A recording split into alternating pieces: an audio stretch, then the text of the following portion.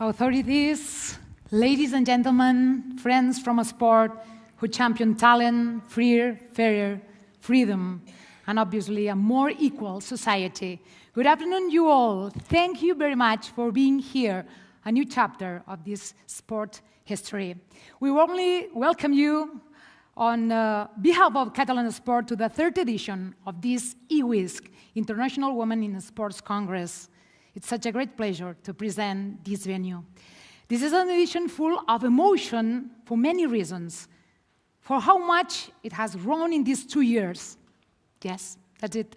And for the momentum it has given to a gathering of contemporary femininity, empowered, talent, conscious, and eager to change.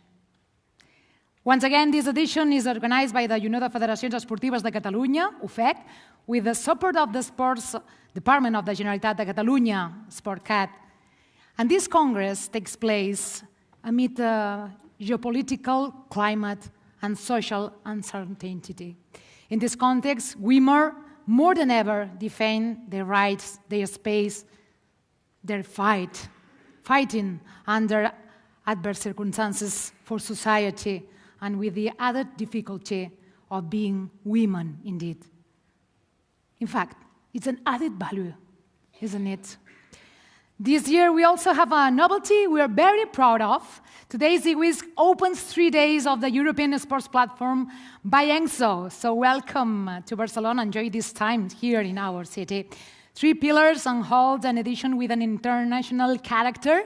Women from all over the planet, united, strong united, by the same purpose and values. Examples of resilience that inspire new paradigms of being and doing. Being yourselves, feeling yourself, and walking, and sometimes running fast towards new horizons of personal, professional fulfillment.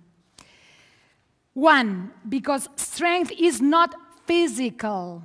Different athletes prove this as by breaking cultural, social, and personal barriers. 2, sponsorship and equality. Today we want to reflect on how sponsorship has become an essential engine, a driving force of this transformative process we are experiencing. And 3, we rule the world. Women's leadership is transforming what we are doing, what we are transforming, how we understand sport and its institutions. So 3 powerful roundtables for this third IWISC edition. Aren't they? So a big applause for them. Yes, we are third edition. Thank you very much for sharing all this knowledge about this sport and all these values involved in to change the world, be the change you want to see in the world, in this sportive world. So before we begin, we would like to invite to the stage for the institutional welcome, President of ENGSO, European Non-Governmental Sport Organization, Mr. Stefan Berg. Could you please be on the stage? Thank you very much, Mr. Berg. A pleasure.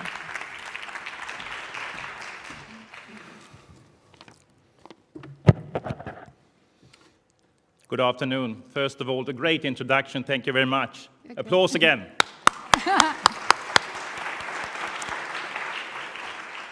Distinguished representatives of the Sport Federation's Union of Catalonia, Mr. Esteva, my friend, our friend, and the ENGSO, representatives of Forment de Treball, Catalan government, representatives of ENGSO, members and associate members, friends of sport.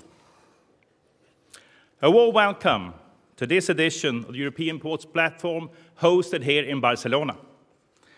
European Sport Platform is the flagship event in the ENGSO work.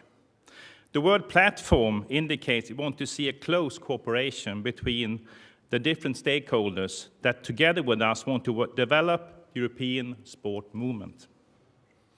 And the overarching themes this time in this joint event, together with UFEC, is to empower and evolve, driving innovation and change in grassroots sports. Let me already in this context express my satisfaction and gratitude for the cooperation ENGSO is having with UFEC, the Sports Federations Union of Catalonia. Your session today, Gerard and your colleagues, is very much in line with what ENGSO has been working with. For decades, ENGSO has been working with women participation in sports, raising the issue on the highest level on the agenda, but also discussing gender equality in general. Tomorrow, we meet for the conference in the frame of European Sport Platform. We will have a final conference with the name of Change, where we close in our big project just named Change. And in this project, we have explored how grassroots sports operate, the barriers they face, and their readiness to also make change. Let me say a few words about ENGSO, European Non-Governmental Sports Organization. Our members are Olympic committees in Europe and national sports confederations. But we also work closely with a number of other stakeholders in our ordinary work, all involved in strengthening the European sport movement. And the ENGSO mission statement is to represent, develop, and advocate voluntary-based sport in Europe. And we fulfill this mission through advocacy work for European policy that enables a thriving civil society of sport and the modernization of the sports movement. But also being a platform for developing and exchanging ideas that enhance the importance of grassroots sports. And this conference is a good example of this second ambition that we have as an organization. ENGSO is simply the voice of organized grassroots sports in Europe, because sport clubs form the basis of the European sport model. In this symbiotic model, characterized by solidarity, value-based, and pyramid structure, clubs are the entry point for future top athletes. At the same time, top sport ensures the continued interest in sport and for the development of sport as a whole, including voluntary-based grassroots sport. Again, dear Gerard, thank you again for having us here. I really appreciate how we have cooperated in framing and developing these 3 days of work together, having us here in Barcelona these days. Today's program is really interesting. I really look forward to attending these sessions this afternoon. And participants, I'm sure that we will have a great time together, all contributing and creating a meaningful and positive experience. So thank you for coming here, all of you. Again, welcome. Thank you very much.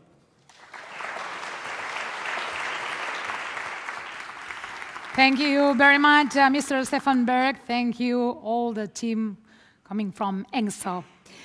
And lovely remarks to start with. We start with a source of inspiration. Stephanie Case, what a girl. Wow. She has shown that barriers exist only to be challenged. In contexts where women are denied even the possibility of running in public, she created safe spaces so that girls and young women could feel the freedom to move. In the world of ultra-endurance, she broke taboos by competing as a recent mother, bringing visibility to motherhood and fertility. And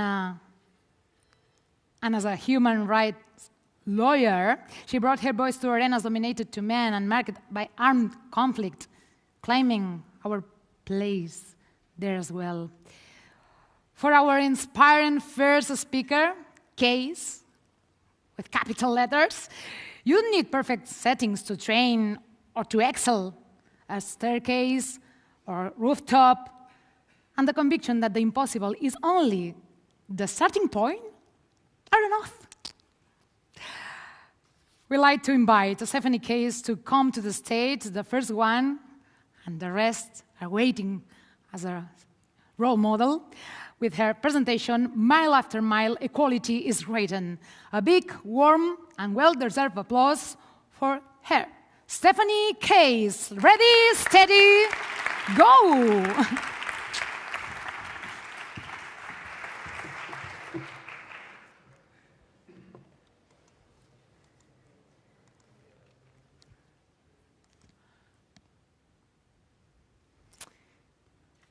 Kilometer by kilometer, I use kilometers, not miles, I'm Canadian.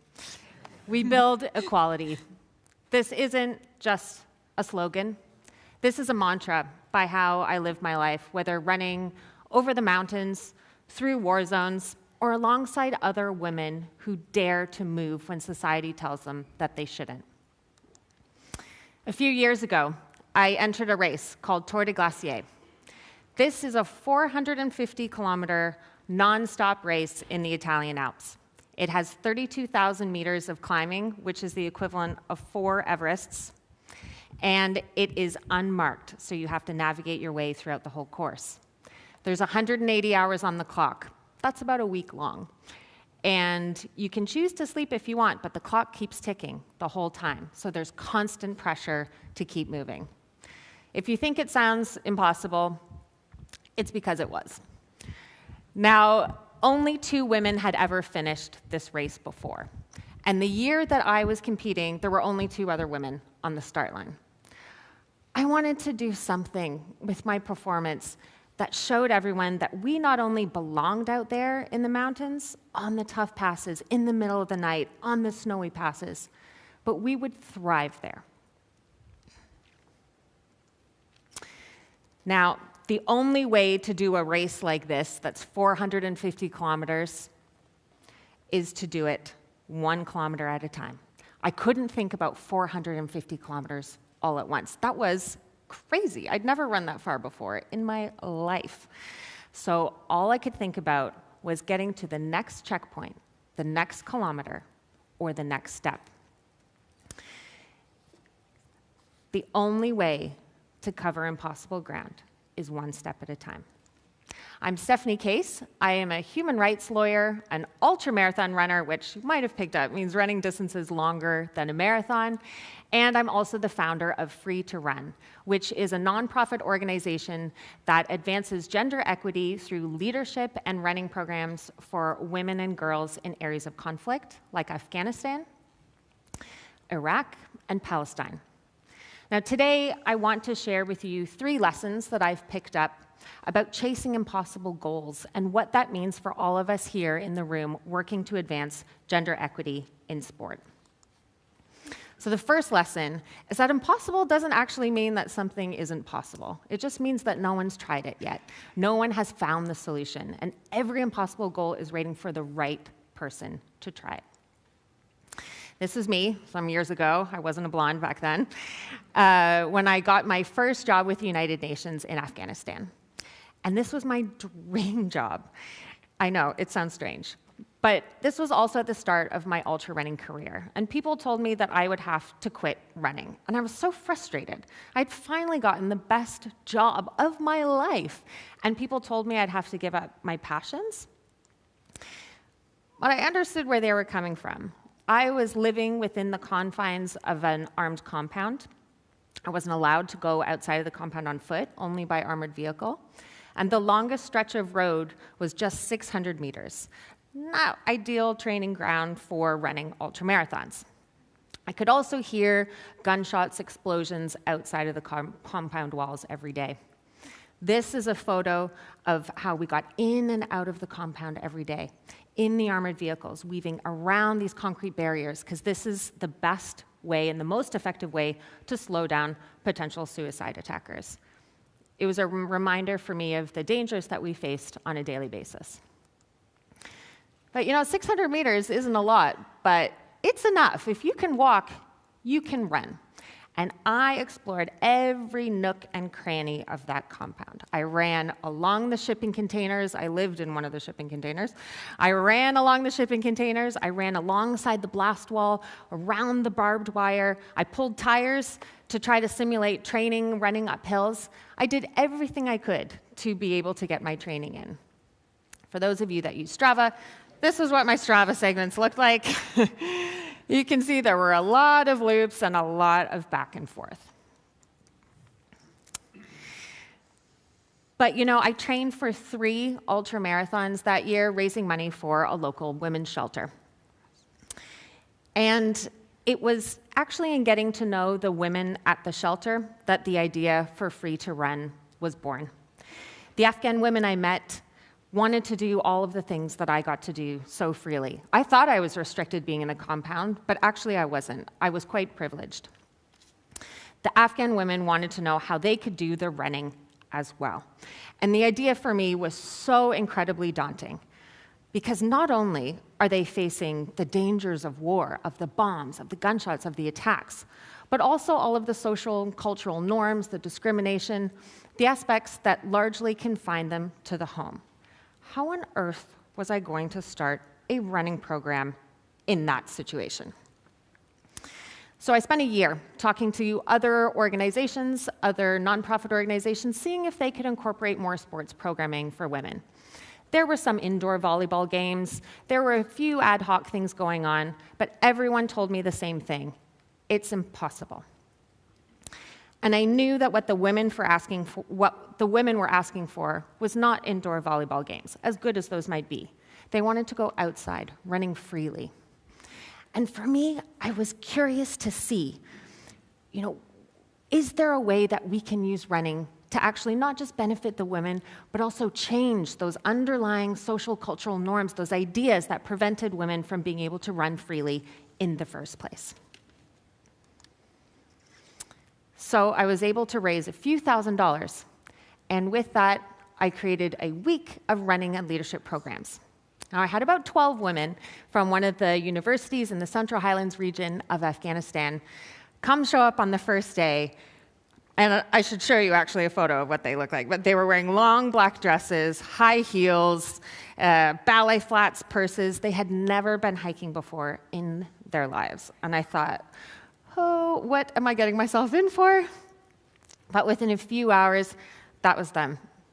They were climbing up exposed ridgelines. We were crawling through ice caves. They were using their headscarves to pull one another up the mountain pass, literally seeing their lives from a different perspective, from above. And I knew that we were onto something then. Over the years that surpassed, we expanded to 5 different provinces in Afghanistan, including Kandahar, one of the most conservative regions where the Taliban had quite a stronghold.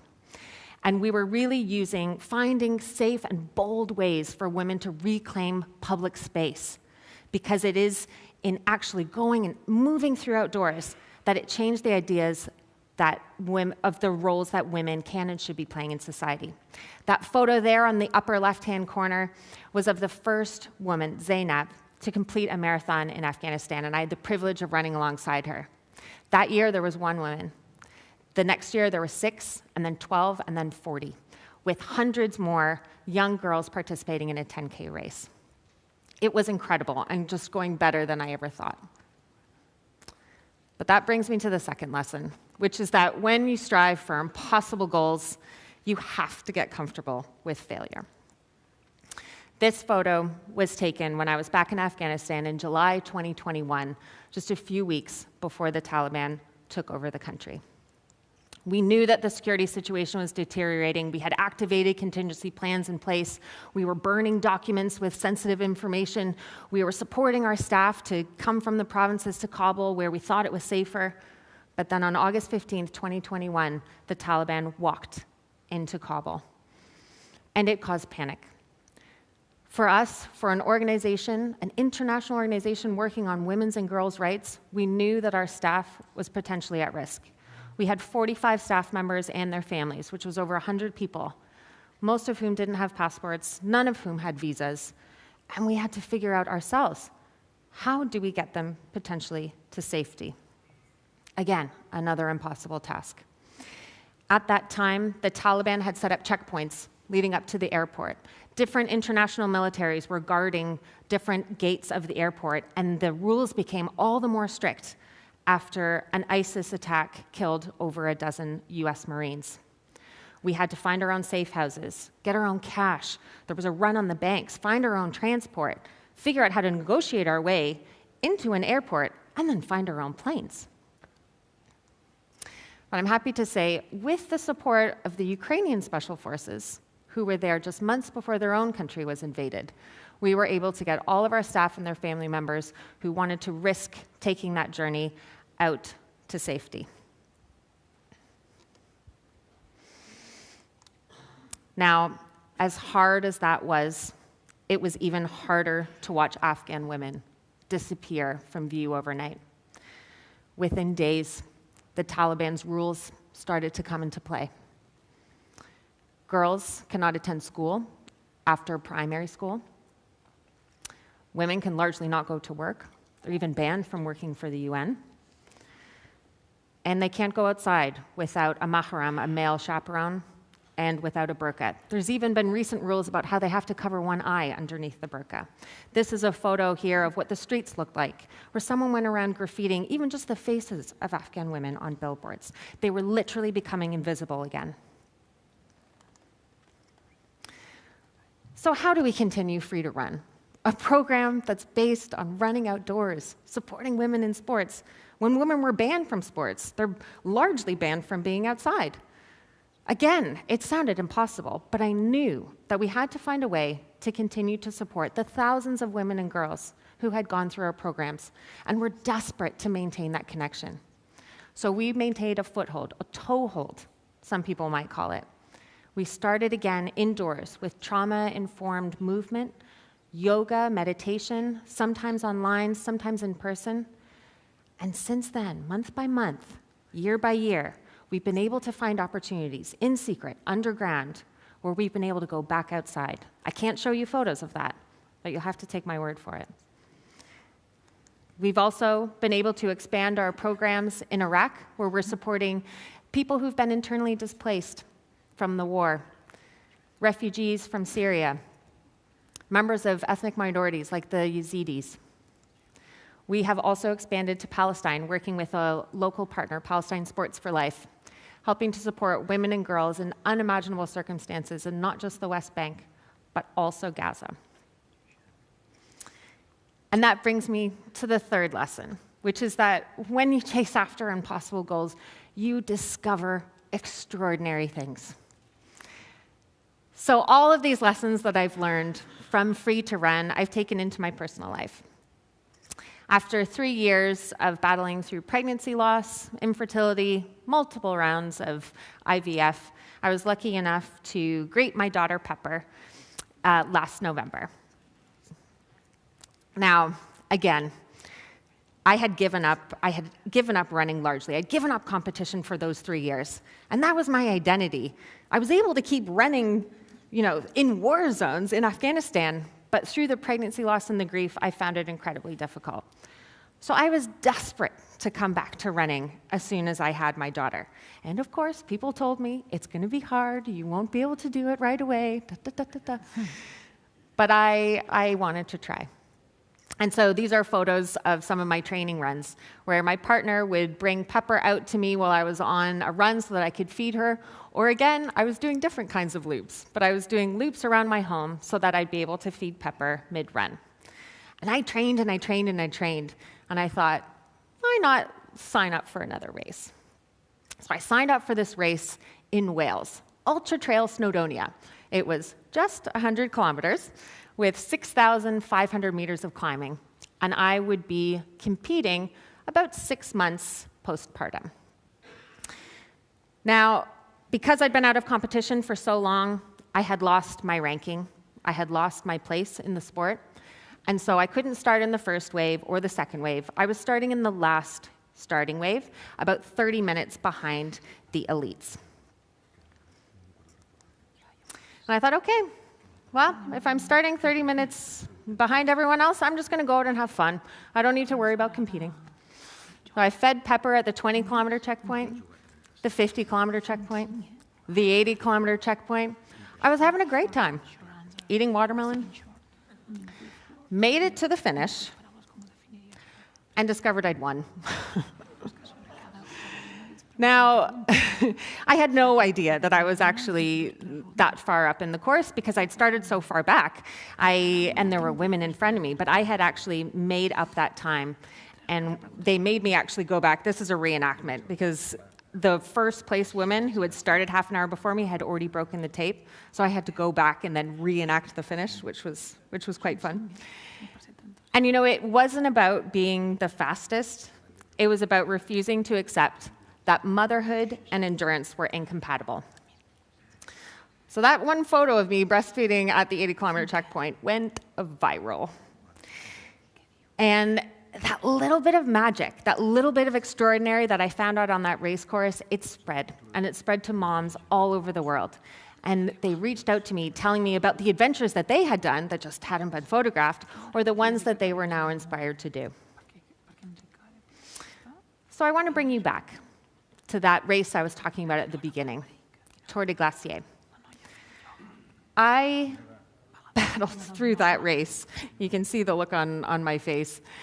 It took me 155 hours to finish, 155 hours and 6 minutes. And I only had 4.5 hours in total of sleeping. That's 4.5 hours over 6.5 days. But in doing so, I was not only the first woman, but I broke the course record by over a day. And I was third overall. So third on the men's podium, which was pretty fun. Thank you.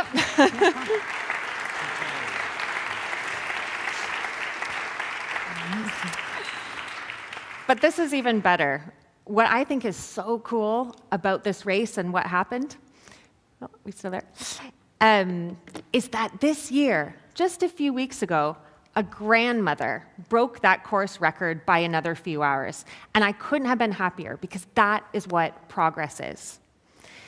So I want to leave you with a thought today. All of us in this room, and there are some incredible people coming up on the panels. As we're working towards gender equity in sport, I want you to remember that every impossible goal is filled with thousands of possible ones, and you just need the courage to be able to take the next step. Thank you so much. Wow, thank you very much. Thank you very much, Stephanie Case. And thank you very much for these inspiring 3 resilient lessons. Thank you very much for your courage and not giving up, never your passion, your goals, your dreams, and the dreams of all these little girls and all these women from all around Europe, around the world. That you show us perfectly that sentence that claims you not only has your aptitude, but your attitude. It's not only your aptitude, it's your attitude that defines your altitude, no? So you are so high, you are on the top of the world thanks to your incredible project, Free to Run, in Afghanistan, Syria, and wherever the conflict is. So she is, and obviously, so we had to recover all these strengths. Strength is the word, and strength is our goal for this first round table. Yes, we are living a unique moment in women's sport, and beyond titles, medals, awards. This Congress highlights women who, in addition to their records, shown to the world that true strength lies in inspiring others, opening paths, and leaving marks, like a case. So in just the next, not 100 kilometers, but in 45 minutes, we talk about this with our guests. In this 3rd edition of IWISC, we welcome athletes who have broken barriers and recognize that each personal achievement becomes collective inspiration for new generations. So please join me in giving a warm applause to our guests for this first panel. So they are here playing in IWISC Barcelona. Our ladies, starting with Abby Ward. Abby Ward, world champion with the England rugby team. Amelia Valverde, leading women's football coach.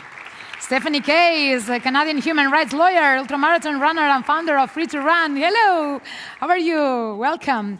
Aziza Zvaiti, fastest woman in Lebanon history and multiple national record holder. Nice to meet you. Could you please, yes, a little just to our, yes, you're right. Thank you very much. Hello, and welcome to Qatar Ulal, Algerian judo champion and 8-time African champion. Oh, they are. So they are now a big warm applause for them. Thank you. How are you? How are you, ladies? Thanks for being. Thank you very much. It's so a great and huge pleasure. I'm honored, and I'm a little bit nervous because of the strength they represent for this first round table. Wow. And changing the context, obviously, you done it, for sure. These 5 women are not only strong in sport, as you say, they are strong in determination and refusing to settle, in breaking stereotypes, and in showing the world that giving up, as Case told before, is never an option. It's a law. It's absolutely a right. Be there and change the world. So to start with, Abby, why not? Abby Ward and her double determination. Abby, your career reflects the powerful battles too, indeed, and there are other ones, but 2 in fact. First, making your way in historical associated with men, rugby is your sport, and later returning, think about this return to the elite after motherhood, achieving, and together with your team, the title of world champions. Congratulations. One could say that a large part of, obviously, your fight has been waged on the field, but when everything around you seems to be, okay, against you, you didn't renounce your dream. So imagine, the first question would be, where did you find the strength not to give up and prove it was possible? Yes, it's possible. Yes, I'm here to show the world. When deciding yourself to play to rugby, and when at your best professional moment, you decide to become a mother. So 2 scenarios that could close together. Yeah, I think, as Steph spoke about, this impossible, for me, there's been all these ceilings in place throughout my career, throughout growing up, as a young girl. And to me, they were just glass ceilings. And I'm very much a believer of, okay, if something's not there, if you can't achieve it, if there isn't the opportunity, go out there, find it, make it happen, make it possible. There are plenty of people that you'll be surrounded by, that you will meet, that have exactly the same ambitions. So join forces, come together, because there is so much power. And I think coming from a sport which is traditionally, very male-dominated, very masculine, there was a lot of barriers growing up. I've been playing for England now for over 10 years, and I've seen, I count myself lucky, actually, to see the journey from complete amateurism. My first game for England, there was maybe 100 people in the crowd. We've just played in a World Cup final at sellout at Twickenham, the second biggest crowd that there's ever been for a men's or women's final, with over 82,000 people, all just to watch us. The transformation is, it's crazy, but that didn't happen overnight. That's been 10 years in the making, and that's been a lot of battling on against barriers and against people in power. And I think at times it's really tough, it's really difficult. You feel like you're constantly being the person that steps out of line, that is, being annoying because you're saying, we want better, we want change, we want this, we want that. That's tiring, but it's really important because, well, you can see it speaks for itself when you look at the change. So where does it come from? I'm not sure. I think determination, most athletes have it, but you need to work at it. And like I said, when you go back to your why, your purpose, and for me that has changed over time, and now as a mother, it's the bigger picture. I'm not just doing it for myself, I'm doing it for the girls coming through, I'm doing it for my daughter and the generations that follow, and I think that's a very powerful thing. Yeah, there's the purpose, indeed. Thank you very much. Just to rate this first question for you. We continue talking with Amelia, because going ahead, continuing with the sports traditionally dominated by men, let's talk about football. Not all struggles for equality are fought on the pitch. They are also won on the sidelines.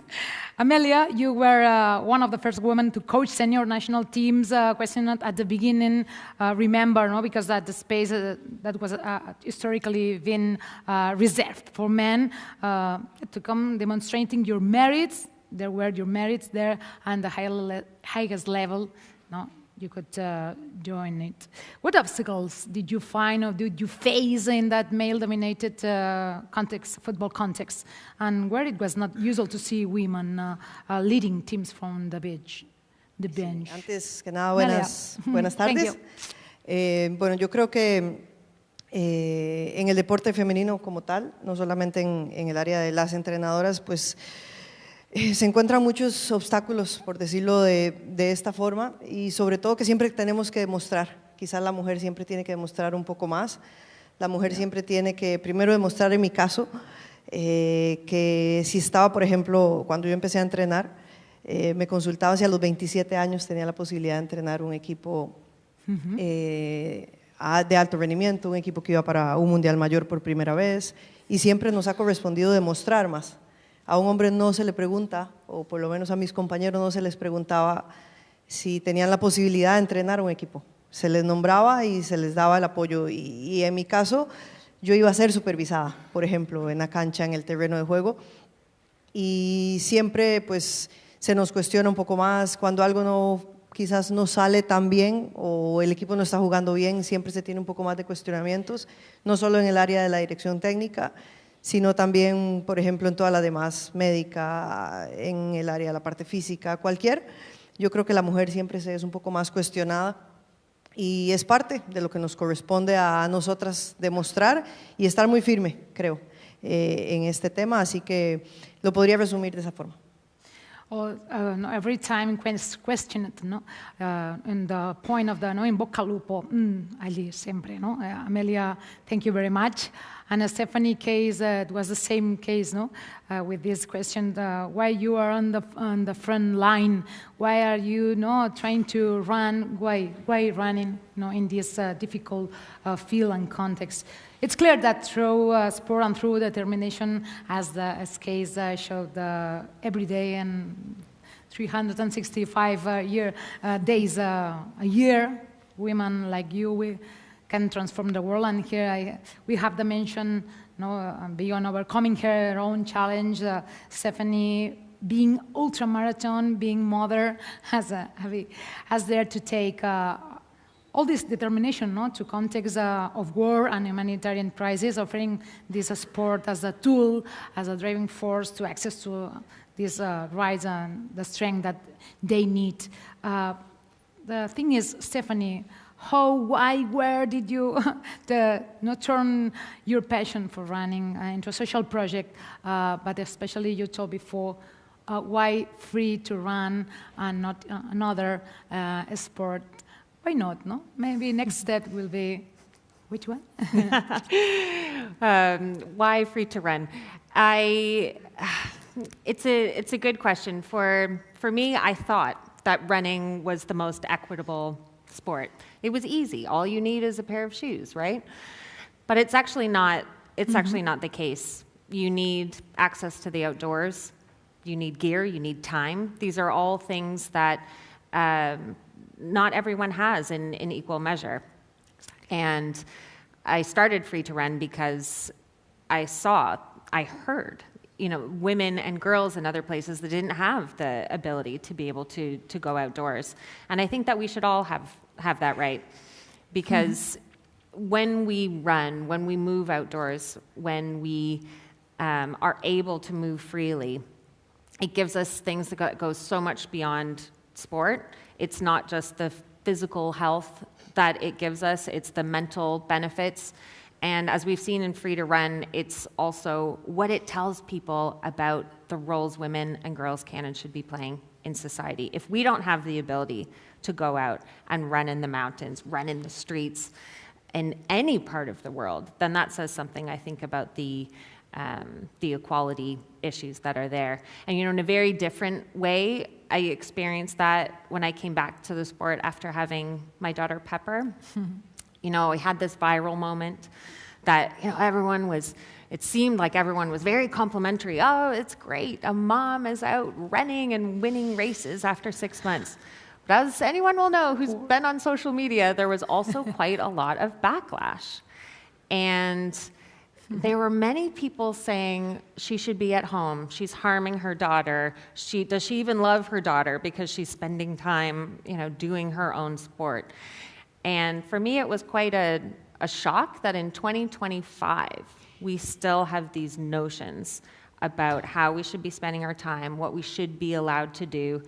The idea that I should be sitting at home with my baby, miserable, because running makes me happy, was crazy to me. So I think there are battles to fight in, not just in Afghanistan or Iraq or Palestine, but I heard we were chatting in the before the panel started about the barriers that Abby's been breaking when she was pregnant in rugby, and there weren't necessarily policies in place to protect her in her sport. And all of the women up here are pushing boundaries in really incredible ways. Yeah, you are pushing battles. So thank you very much for sharing your feelings against all this difficult context you're involved in. Thank you, Stephanie. We continue talking with Aziza Zvaiti. Speaking of great challenges, we should highlight the story of Aziza, who was also born in a context of war and had to leave her country. Imagine you had to flee the war and arrive in a country that welcomed you. But if it was not easy at the start, Today you are the fastest woman in Lebanon and a reference in Middle East. But your achievements go farther. And the first question for you would be, what did sport mean to you? Why sport is so important for all people? Did you choose running out of the need to find your freedom? Freedom was the goal, the band?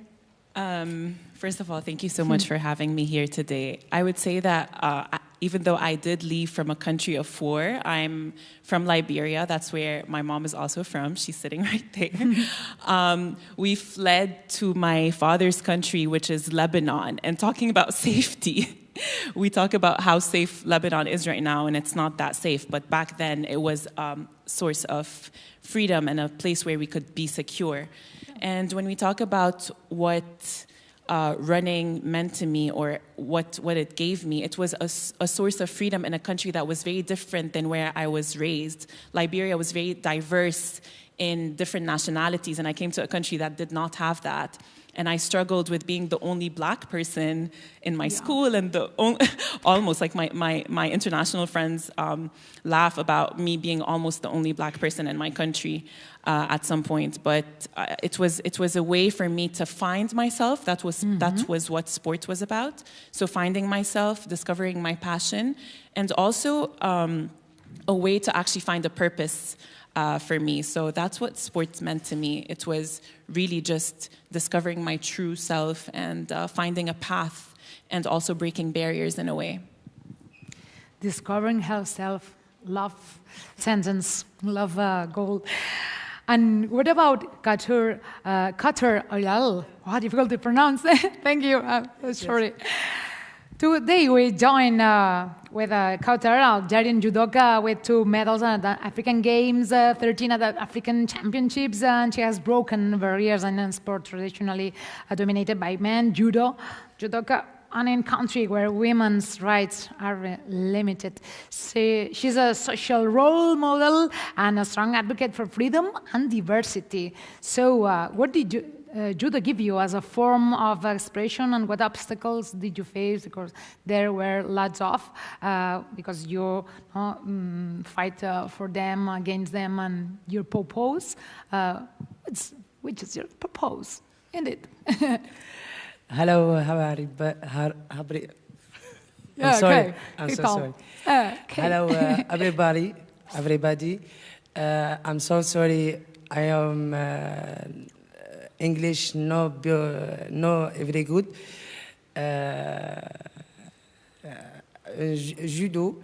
Judo has helped me overcome many financial and human obstacles in my career and life general. I'm grateful to part of the sport community It's like my second family. Your second family. I'm so sorry. Yeah, no, that's right. That's perfect. Thank you very much. Yeah. No, it's good. It's good. It's your second family. You smile, and the smile, the sports world, smile with you. So you are communicating your passion. Thank you. Yeah. Coming back to epic work history, why do you think we are made to believe that elite sport was incompatible? Didn't fit with motherhood? Because no conciliation is possible. Reconciliation is possible. Yeah. I think for me, definitely in a rugby context, there hadn't been, well, rugby has only been professional for the last maybe 5 years. So there had been nobody that had done it in a professional context. And I think, unfortunately, a lot of the time, you almost have to see it to be it or to feel like you can do it. So because there wasn't anybody that had done it, definitely in an England context, you know, I think that's what makes people feel like they can't go on and do it. That and the protections that we spoke about, there wasn't a maternity policy that was fit for purpose, fit for an athlete. There was a maternity policy in place, but when doing I remember going through all the safety and the risk assessment, it said, do you lift heavy objects? Yes, every day. Can you not do that? No, I'm going to do it every day. You know, what are all these risks? And no one had thought about it from the point of view of an athlete. So for us, and you know, I'm very lucky, my close friend and physio is in the crowd, and she was someone, Kate Tyler over there, who was fundamental in creating a policy, creating a structure, a platform, a support system that would allow me to do it. I think up until then, athletes had felt like they had to have one or the other. You have a career, and then you stop, and then you have a family. Or you choose your family, and you can't have a career. I think for me, that was the feeling, that's what people thought. I wanted to show that you could do both. And that wasn't without, you know, loads of barriers, loads of hurdles, and without, you know, it was taking a risk. It was going, okay, I'm going to go and try and do it. This water for me is a little bit uncharted, but we'll navigate it together. And like I said, I was lucky that I had that support system.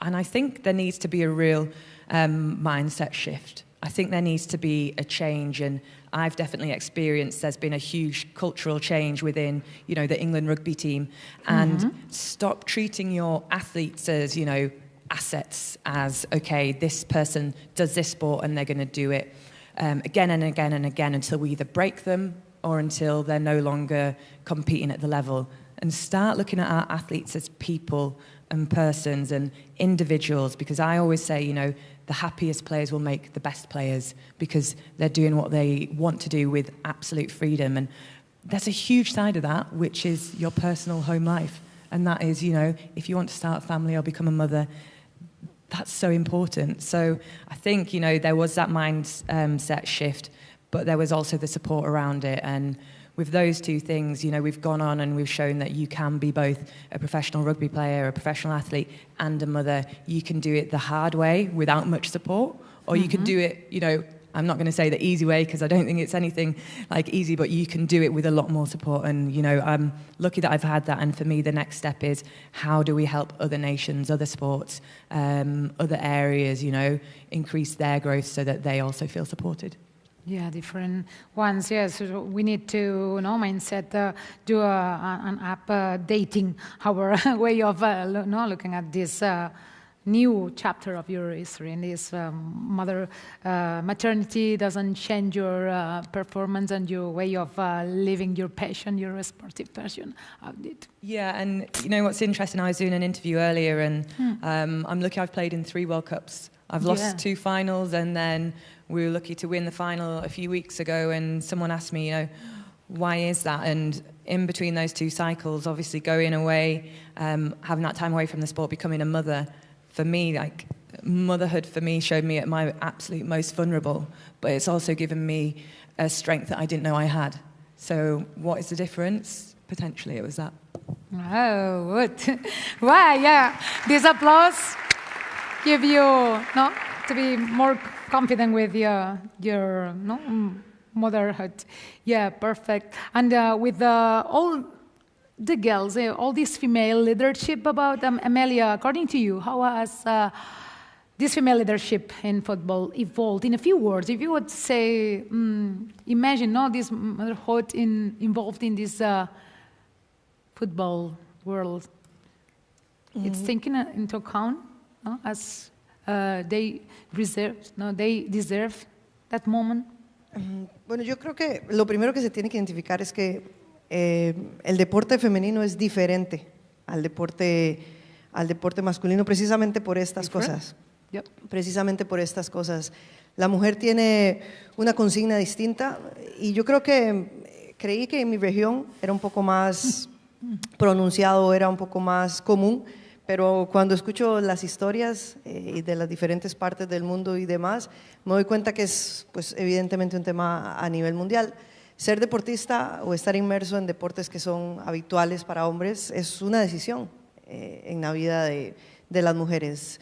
Decidir que tal vez no vas a tener un trabajo profesional o no te vas a dedicar a algo profesional y tenés que pues precisamente decidir que puedes ser mamá y que puedes ser también una profesional del alto rendimiento, que puedes ser deportista, pero también tenés que estudiar porque tenés que sacar tu carrera para cuando esa etapa deportista termine, tenés algo más por enfrentar. Así que en temas de liderazgo, de retos, yo creo que a la mujer la determina muchas cosas, precisamente porque a la hora de decidir está tomando el deporte como parte de su vida, no como dependiente de su vida. Así que el liderazgo a nivel de, por lo menos en mi área, cuando se corresponde estar al frente de grupos y a veces se confunde y se cree que solamente se está frente a 20, 25 jugadoras, por dar un ejemplo, pero se tiene a un staff, por ejemplo, y se tienen a 40, 45 personas a cargo y tenés que tomar pues muchas decisiones a partir de ahí. Así que en algunos momentos yo creo que la palabra liderazgo, yo siempre lo digo y lo mencionaba anteriormente con alguna de sus colegas, nos tenemos que cambiar el sombrero de líder. En algunos momentos tenemos que ser autoritario, a veces tenemos que ser un poco más flexible, pero eso no quita que obviamente estamos entrenando personas y demás y que los retos siempre son mayúsculos, pero yo creo que con lo que me quedo ahorita es que evidentemente el deporte masculino es diferente al femenino, que los retos son diferentes, que las costumbres son diferentes, que las responsabilidades son diferentes y pues yo creo que hemos venido forjando un camino, independientemente del área, lo decía anteriormente, y ese camino pues esperamos que se abra para todas esas mujeres que siguen soñando con ser parte de esto. Sí, 40, 50. Un aplauso también para Amelia. Amelia, fighting and being part of this second family, crowded, 20, 30, 40, 50, hundreds of people, in the football team. Thank you very much for your work indeed. Aziza, in your opinion, what resistance did you have to overcome, and what does it mean to you to open the way for the others, to become a role model for you? So important. Yeah, I think I can answer that question by sharing the story. So back in 2021, before I became, let's say, known and famous in Lebanon, we were coming back from the Arab Championships, and I had just gotten second place, and I was very happy. So we got to the airport with the whole team, and I was giving my passport to the immigration officer at the airport, and she asked me, like, where did you steal this passport from? Like, this is not your passport. Really? Because I was holding a Lebanese passport and because I'm black. So she assumed that this was not my passport, right?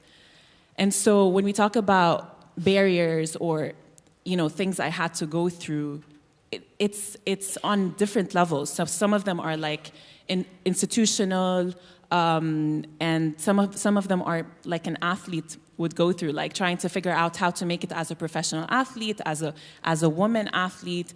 So there are very different things that we go through, but what I try to do through all these struggles that we face as athletes is how to make it better for the next generation. And that's why, as everyone here is talking about, like that's why it's important for us to speak up about these situations that we go through so that we can make it known and create change. So every time I talk about, the problems that I face online or on social media, and I use my platform, I use it for the purpose of not victimizing, but for the purpose of creating change and making things better for the next generation and for other people who aren't just necessarily athletes in the country. So, yeah. Yeah, love it. Yeah, great. Yeah, great. Not big victimism in my platform, not in my team. Victimism is not a way to consider myself. I could consider all these women in the sports, about all these rights, because we have the same rights as well. Okay, and Qatar. How did you manage to make your own way, strong way, and judo in such a male-dominated sport in Africa? I don't remember. I don't know if there how many girls in judo's field are actually nowadays. Of course. Oh, well, so many. Yeah, you are a role play, so role model. But how did you manage all these different parts? Yes. And Algeria, you and woman. There are several. Thank you. She's saying that there are a lot perfect translation. Yeah, so we speak Arabic, so I'm going to help her translate a bit. So she's saying that there are women in judo in Algeria, at least. She's been helping inspire other female athletes in Algeria. Okay. And how has you experienced your fight for freedom and for diversity? Open mind. Our society trying to do your best, in judo's sport. Of course, with serious and discipline, determination, and for me it's always a challenge. Yes, challenge. And for you, that yes. I'm here to break all the concept, traditional, historic, masculine concept, and change the roles. Why not? Yeah, perfect. I'm so sorry. Yeah. No, it's okay. It's okay. We love the way you try to do yourself. That's why. Yeah. Stephanie. Lots of things to share, but you told before, the resistance you found when opening safer spaces for women and girls places seem to be impossible, but it's possible. Impossible is nothing. But what do you most want to highlight, in that difficult and so extreme areas? How do you sustain that determination in that fields? Stephanie, open your heart. It's really not about any determination from my side. It's about the courage of the women and girls in these places.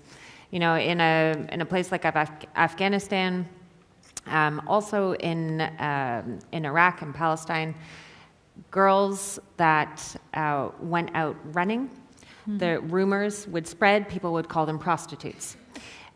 We supported some girls and women who were in these internally displaced camps, so like refugee camps, but within a country affected by war. And we organized, there was no place to run inside these camps, and so we would organize transport to take the girls and the women from the camps out to green spaces. And the way that we operate our programs is to work with the families, work with the communities to try to build understanding about what this means. But you can't always reach everyone. And something that was an issue was that the girls that were going outside of the camps, the rumors would start, what are they doing outside of the camps? They must be prostitutes. And when you think that, just to be able to go out into the outdoors can, create all of these notions, all of these stereotypes, all of these misconceptions. It creates such a closed environment. And I think, no matter what culture we're in, we're always kind of subject to gender stereotypes to misconceptions. It's quite an extreme form to be called a prostitute if you go running. But I think everyone on this panel has probably experienced some form of discrimination, misconception. I know me as a runner, I mean, it's very minor in comparison, but people will make comments about my body, whether I look like a runner or not, whether I look too masculine. Oh, you want to get muscular, but not too muscular, because then you won't be feminine enough. There are all these ideas about what we should be doing, and it really constricts our ability to participate in sport. So in these places, in Afghanistan, in Iraq, in Palestine, for these women and girls to have the courage to try to go out running when people are calling them bad names, when they're spreading rumors about them, when they could potentially be subject to threats. We've been very lucky that they haven't. But in Afghanistan, even women running on the streets would have stones thrown at them. To be able to go out and do that every day and know that they're getting somewhere and change the ideas of their fathers, their brothers, even their mothers, their neighbors, that kind of thing can spread. So it's not about the determination I have. That's not a thing. I look at these women and girls, and if they want to do it, then I think it's my responsibility and all of our responsibility to do what we can to try to create that awareness, that understanding, create those safe spaces in the hardest places, and also in our own communities. Right. Bueno, I'm absolutely amazed with your job here in your project, because all of this, the determination from each of that girls, fighting against her own families or conception are so difficult. I actually want to tell one more story. It's actually of a young girl named Ruba. And this girl, she grew up in Sinjar in Iraq, which is in the north of the country. And in 2014, August 2014, ISIS invaded the town and carried out a genocide. She was a member of the Yazidi population, an ethno-religious group, a minority group that had been persecuted for centuries. And so Ruba and her family had to flee, and along with 400,000 other members of the Yazidi community. And she has been living with her family in Dohuk, which is in the north of Iraq, as a displaced person since then. Now, as a displaced person, she's in a temporary situation. She's in limbo. She can't return home because of the security situation. Properties have been destroyed, but she can't fully integrate into where she is. It's not an easy life. And she joined Free to Run. She joined the program, and she picked up running. And through it, she made friends, she made a community, and she started to make goals and plans for herself. And just by training, she became the first Yazidi female, woman or child, at the age of 16 to finish a marathon in the country. And so when I think about determination and courage, I think about her. And what she said is, it's not a miracle that I finished the marathon, it's a miracle that I had the courage to start. How is she called? How is the name of this? Ruba. Ruba. Okay, so from our bottom of our IWISC heart, a big warm hug for her. Thank you very much, Stephanie. Yes, and finally, and with a brief words, how do you think the perception of women's rugby has changed in all these years, from your early years up to today? Yeah, I think the perception has changed hugely. For me, I love rugby. What I love about rugby is that 1 to 15, there is a space for absolutely everybody. All different shapes, sizes, skill sets. And I loved sport growing up. I played every single sport. I definitely wasn't the quickest. I definitely wasn't the strongest. But I found my niche. I found my sport. And what I love about rugby is it wouldn't function, you wouldn't be successful if everybody was the same. You need that variety. And not just in terms of on the pitch in skill sets and in attributes, but also in terms of personalities and what you bring mindset-wise. And I'm very lucky that I can bring my daughter into that, I guess, atmosphere of rugby and show her so many different types of amazingly strong women and role models. I think the perceptions have changed. you know, it is, but it definitely was even more so, such a male-dominated sport.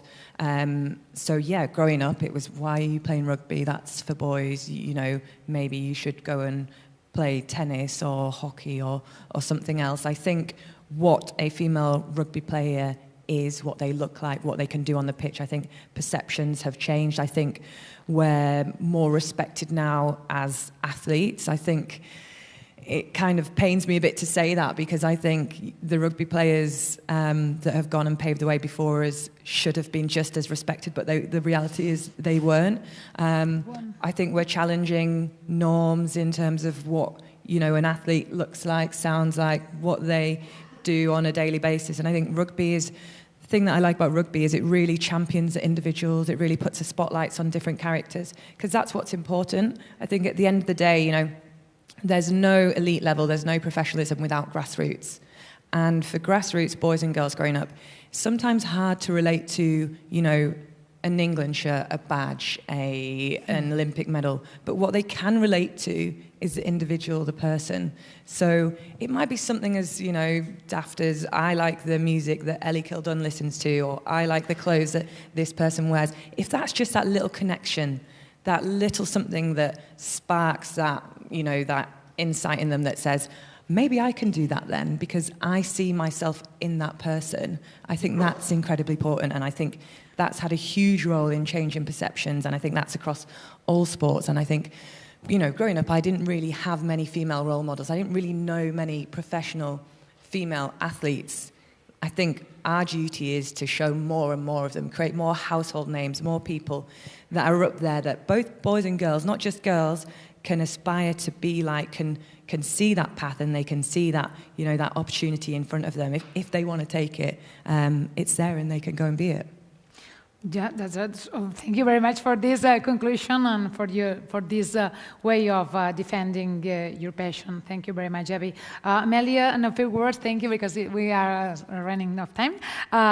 And where did you draw this strength from, and what sustained, no, forever and ever, that determination?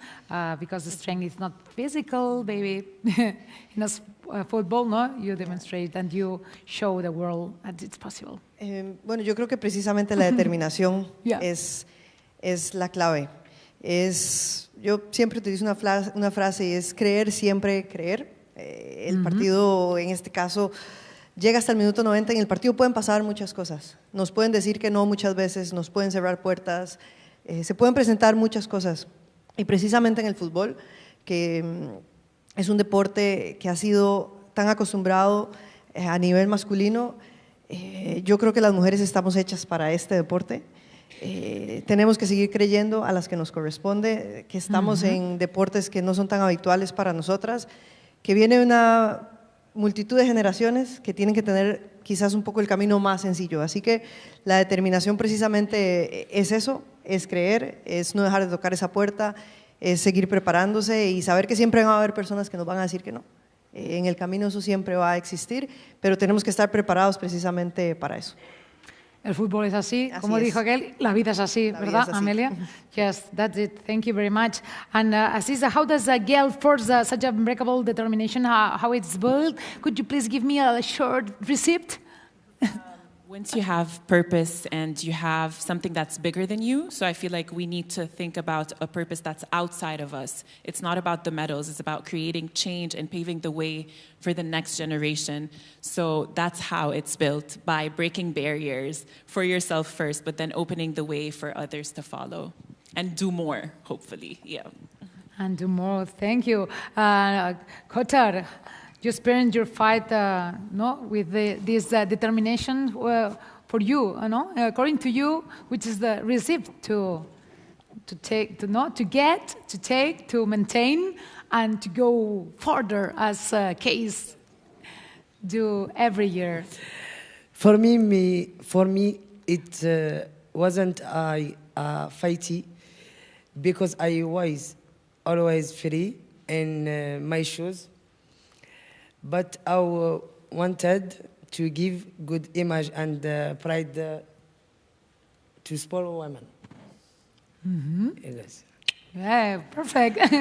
Thank you, Qatar. And if you want to add something, yes, with Aziz's translation, you are a good team together. Why not trying some sport together? Yeah? Perfect. Let's stay tuned, because now we have the last sentence to sum up, to recap all the feelings of this determination coming from judokas, Algerian judokas, so brave and so Nikon from this diversity in I'm so sorry. her country. And French, okay? Okay. Yeah, please. Okay, okay. And French and Arabic, okay? Yeah. Ok. Je remercie mon ami, il est avec moi, Rostom. Merci beaucoup. Il était toujours avec moi depuis que je suis en France. Et maintenant, je sais que ma famille, alors mes chevaux-filles, et je sais qu'ils sont fiers de moi. Et je vous promets que je reste toujours comme ça. Inch'Allah, Rabbi kun ma'aya. Et merci beaucoup. Et je suis très, très, très contente d'être parmi vous aujourd'hui. Et I love you too. OK? Yeah, Okay. we love you too. Perfect. Wow, the smile, no, on her face is so large now. Maintenant. Yeah. Thank you very much. And just a few words from Case, Stephanie, with this future generations message. No, we want from IWISC in this third edition give to all to keep building in this direction towards all this real equality, because is a right, is a law, that's the clue, and what do we still need to focus on? We take notes. Ponem els deures que tenim per fer. Yeah. Yes. We really need to focus on this next generation, on the younger generation, because the ideas about what kind of sports girls should play, it starts early. You know, there are stats that show that girls are dropping out of sports at a very early age because of the societal views that are still pervasive. We don't think they're there, but they're in cartoons, they're in TV shows, they're in comments that people make. And so we really need to make sure that we are setting the right message for the young girls and the young boys, because it starts from there. And if we can make sure that the girls aren't dropping out of sports, that they are encouraged to try the hard things, to try rugby, to try the things that aren't considered typically feminine, that's where we can really make the change. And for all of us who are a little bit older, continue to represent and to be visible, as Abby was saying, you know, to be those role models for the younger generation. And if you're not an athlete yourself, then take them to the games. Go to the women's rugby games. So ready, steady, go with these 5 incredible examples, stories. Thank you very much for these confessions, for sharing with all these audience and all the audience coming from all over the world through these internet capabilities, technological orders. So thank you very much. After these incredible histories, this is so important not to start with. So give me 5. Give me these 5 every day, and we rule the world with these institutions and these all these sponsorships is the second and the third roundtables. So thank you very much, ladies. We invite you to stay here with us with your seat. Okay, thank you very much, and we follow your careers because they only just start. Thank you very much. Wow. So what an emotional first panel. Wow, isn't it? So thank you very much, our first speakers, Stephanie, Aziz, Amelia, Abi, and Qatar, for this true, because it's so truly a strength measured by the mark that we leave on others. They leave an incredible mark in all the new girls and boys and men and women. So thank you very much. And now we continue.